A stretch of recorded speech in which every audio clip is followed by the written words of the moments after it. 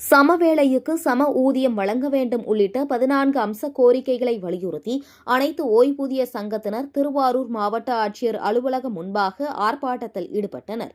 தமிழகம் முழுவதும் தமிழ்நாடு ஊரக வளர்ச்சி மற்றும் ஊராட்சித்துறை அனைத்து ஓய்வூதியர்கள் சங்கத்தின் சார்பில் 14 அம்ச கோரிக்கைகளை வலியுறுத்தி மாவட்ட தலைநகரங்களில் கவன ஈர்ப்பு ஆர்ப்பாட்டத்தில் ஈடுபட்டு வருகின்றனர். அந்த வகையில் திருவாரூர் மாவட்ட ஆட்சியர் அலுவலகம் முன்பாக அனைத்து ஓய்வூதியர்கள் சங்கத்தினர் தமிழக அரசின் வழிகாட்டுதலுக்கு ஏற்ப ஓய்வு பெறும் நாளில் தற்காலிக பணி நீக்கம் என்ற நடைமுறையை முற்றிலுமாக கைவிட வேண்டும், சமவேளைக்கு சம ஊதியம் என்ற கோட்பாட்டின் அடிப்படையில் இளநிலை பொறியாளர்களுக்கு உதவி பொறியாளர்களுக்கும் இணையான மேலும் ஊராட்சி செயலர்கள் பணிக்காலத்தில் 50% ஓய்வூதிய பயன்கள் கணக்கிட ஏதுவாக பொதுவான அரசாணை வெளியிட வேண்டும், ஓய்வூதியர்கள் மீதான ஒழுங்கு நடவடிக்கையை அரசு நிர்ணயித்துள்ள